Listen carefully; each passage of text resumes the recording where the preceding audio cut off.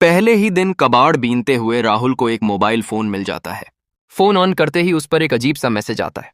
वो सोचता है ये किसी की शरारत होगी, क्योंकि जिस सोसाइटी का जिक्र है वो उसके कबाड़ खाने के पास ही है।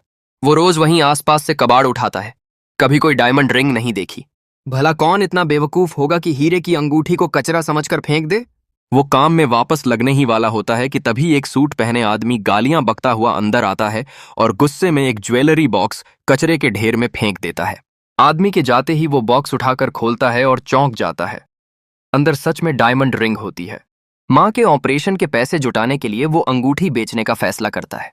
ज्वेलरी शॉप में जांच के बाद उसे 3,000 रुपये मिल जाते हैं। पैसे लेकर वो सीधे अस्पताल पहुंचता है।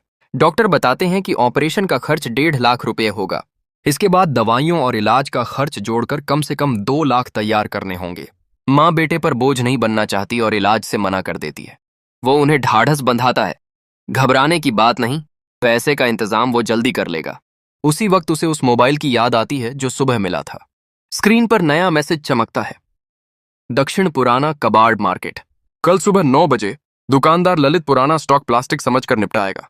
उसी में एक दुर्लभ कॉमिक्स सेट होगा, पूरा मिलने पर कीमत करीब 5,000 रुपए। ये पढ़कर वो जोश से भर जाता है। अगली सुबह सबसे पहले मार्केट पहुंचता है। जैसा बताया गया था, दुकानदार वही माल छांट रहा होता है। वो दाम पूछता है, भाव मिलता है ओट 20 रुपये किलो, लेकिन बताया जाता है कि माल पहले से किसी और को दिया जा चुका है। मौका हाथ से जाता देख वो दाम 30 कर देता है। थोड़ी सोच विचार के बाद सौदा तय हो जाता है। तभी असली खरीदार पहुंचकर धमकाने लगता है।